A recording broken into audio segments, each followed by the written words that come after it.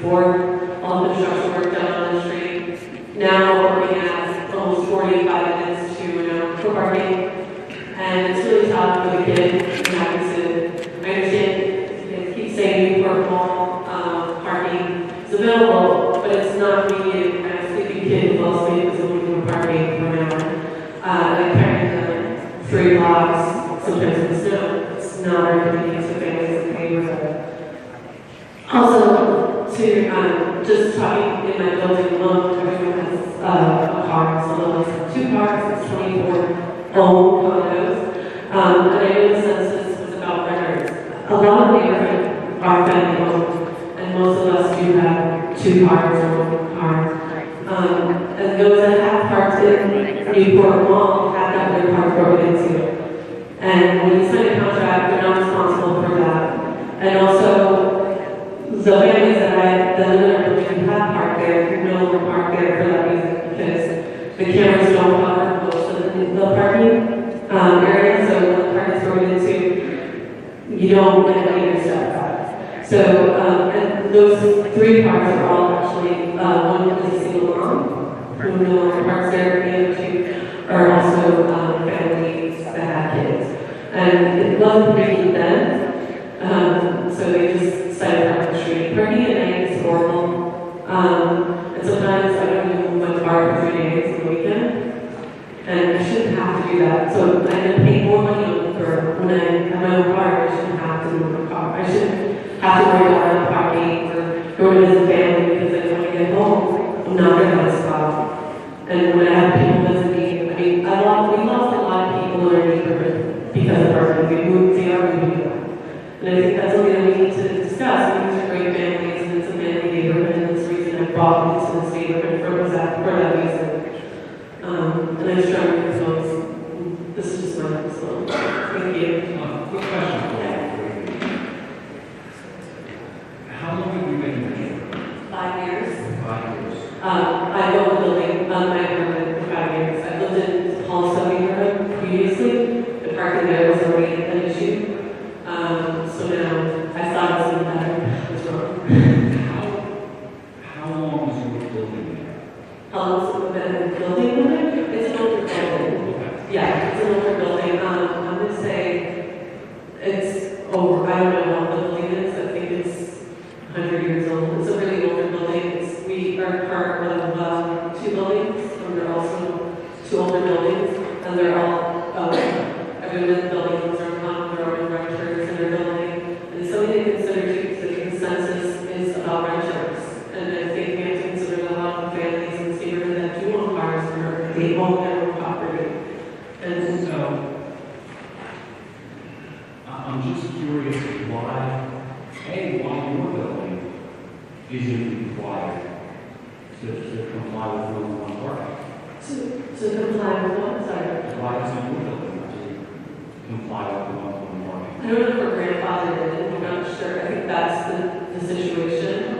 I think this is for grandfathered in, we're an older building. And it's really 2 buildings. You converted to condos maybe before this redevelopment plan? Possibly, I don't know. I've only lived in for 5 years, so thanks. Thank you.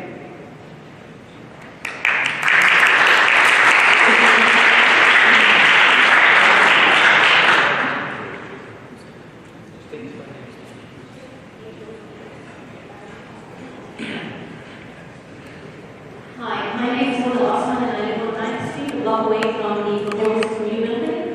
I'd like to start by saying that there were lots of inaccuracies on the part of your associates in presenting the situation of the downtown area. And I don't know whether this is because of lack of knowledge, lack of interest in doing more work to find out what's happening, or it's intentional to serve, the purpose of reducing the parking ratio. They came to the HPNA meeting and we asked what happened between 2006 when we were approved and today. What happened that justifies reducing the parking? And they told us that it's quote unquote there's a trend that people own less cars. I think that we've shown through our points here that this has not been proven. There is a trend in the downtown areas that people actually do own less parking. The fact that the other rentals, the parking is being underutilized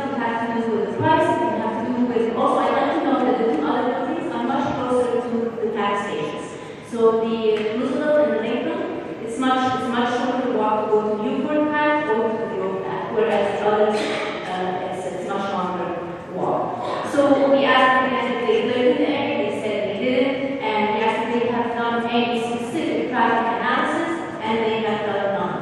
And today they referred in their presentation to the, I think they said solid analysis that they've done. I don't think that they have done any solid analysis of the situation. I asked you to please vote no against this. I don't have to repeat again all the, the parking and traffic nightmares that everyone is going through. As a community, we are strongly against this, and although this is very unscientific, I think that it represents a much more accurate picture of the parking situation in the downtown area than what they have presented. Thank you.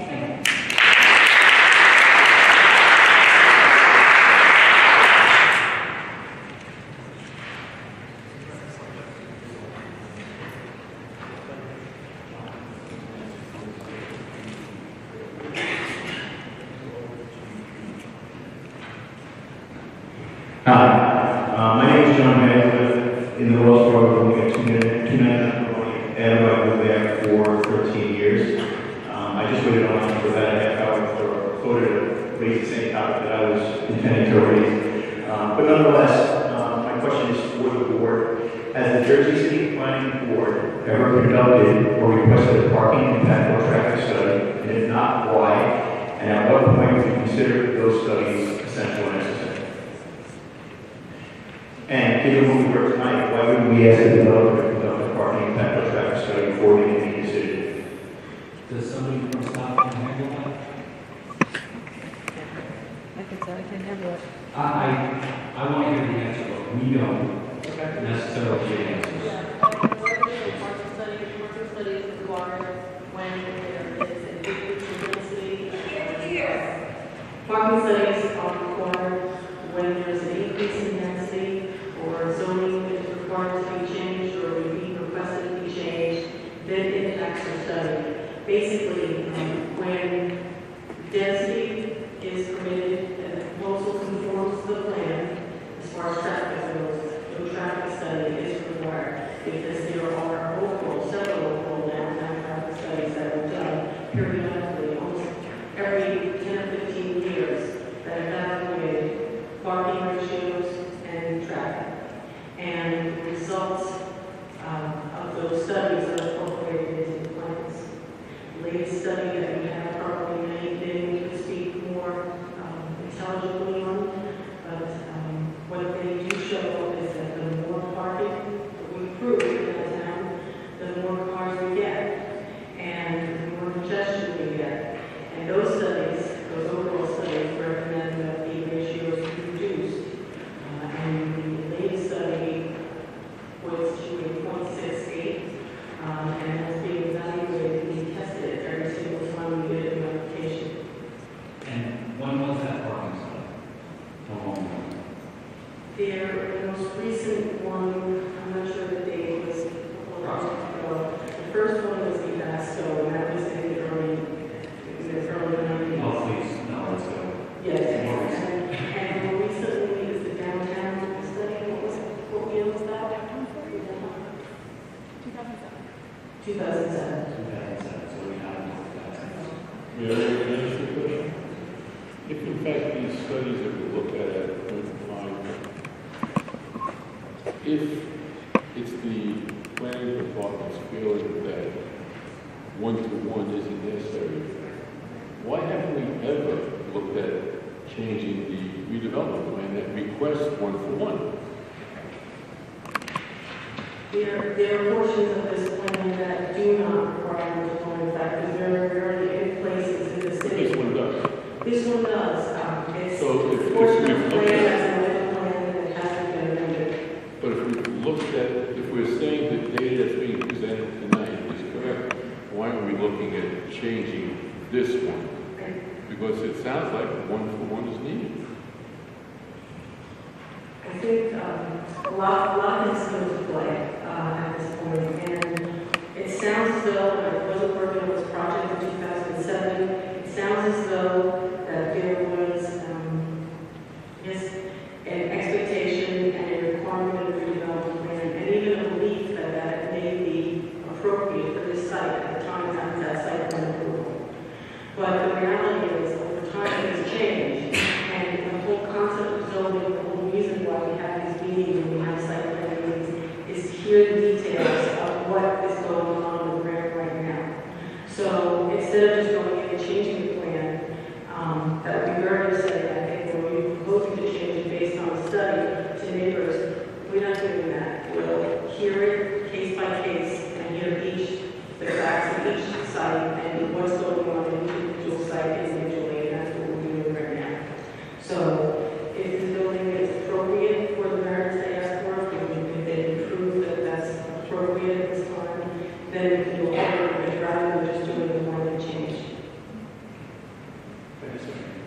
Can I say one last time? So if we believe in 2007 one-to-one was appropriate, are we saying that the neighborhood has gotten less crowded in the last 8 years?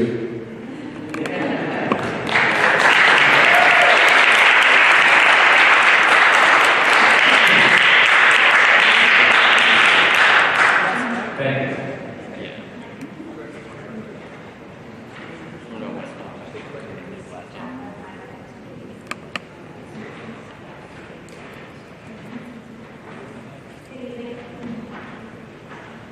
My name is Jacqueline, and I currently live in Hamilton Park on Embankment, and I would like to voice my opposition to the proposed changes that the Board of Associates has requested, as for the investigation. The current parking situation in Hamilton Park is almost mirrored the nightmare that is Hoboken that my husband and I tried to escape by purchasing a condo in Hamilton Park. We own one vehicle currently, which we already at the moment have to find a spot to park relatively close to our home. The increasing construction, utility work, and the rapid increase in Hamilton Park's population, we feel that the proposed changes are misinformed and have not been properly vetted via any official traffic study, poll of residents, etc. Perhaps no one's using their parking because they charge for it. Would you pay over $100 a month for a parking spot, or would you prefer to park on the street for a fraction of the cost per year? Would you, as a woman, choose to park over 1,000 feet away from your building, or would you rather park at night underneath your home? Would you rather park at the parking lot, or would you prefer a spot in your building? For myself and my husband, this is less about parking than it is about the city and the developers upholding commitments to the community that affect our quality of life. I encourage you to vote no to this request to, at the very least, allow the Hamilton Park community, your team, and your board of associates to again sit back down at the table and discuss the development plan and how we may all benefit. Thank you very much.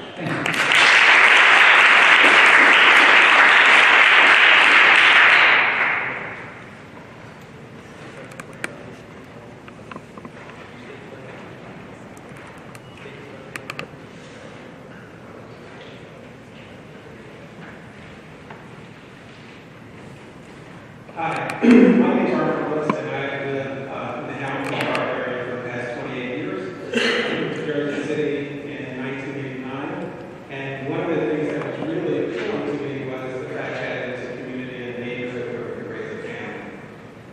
The development that's taking place now in downtown Jersey City with rental apartments is really transforming the neighborhood from a family neighborhood where you can raise a family.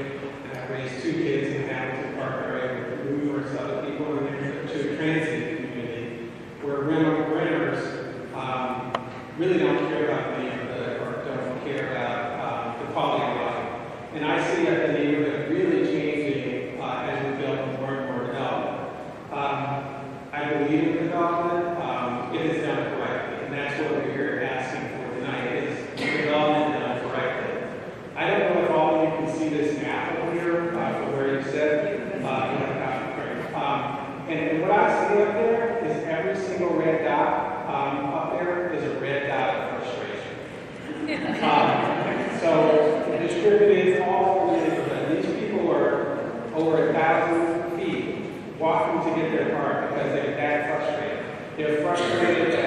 They're frustrated enough with looking for parking that they're willing to pay over $1,000 a year to get rid of the frustration. And they're willing to walk, sometimes daily, 2,000 feet collectively, almost half a mile each day, which is great for their health, but terrible for their attitude, to get rid of the frustration. And so I see, and what I also see taking place here is $1,200 a year. Over the course of 10 years, you're talking over $10,000. It's effectively a tax on the residents that is funding the developer's profits. And that tax is being transferred from people who are trying to make a life to a company that's trying to make a profit. And I don't think that's fair, I don't think that's right, that we're trying to reduce or flatten out the taxes, and we've done a great job over the past 3 years of keeping taxes flat, but the parking situation is imposing a tax on the residents of Hamilton Park. And it's a transfer of wealth from the residents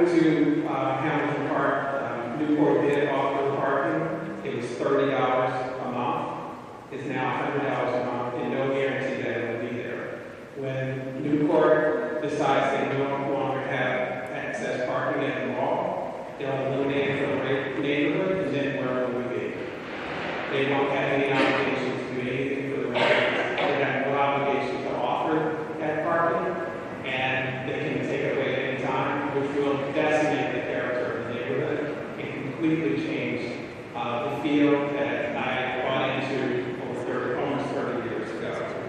So I implore you to vote against this change.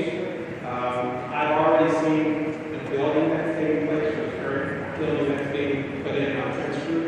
Since those, I think about 10 or 15 spaces have been taken away by the building on that street, and it has had a dramatic impact on the parking availability in the neighborhood. So that small change already has had a big impact, and when you take away another 60 apartments that don't have spaces, I fear the impact. And a lot of people here tonight have talked about the inconvenience of having to park a ways away with a family. The only people who will move into those apartments are people who are transient who don't have a family, because it's way too inconvenient to have a family without a car. We don't have supermarkets that are walkable distance in our neighborhood. If you have to buy a significant number of groceries for a family, you need a car. So I urge you to vote against this proposal and to look at the red dots of frustration that exist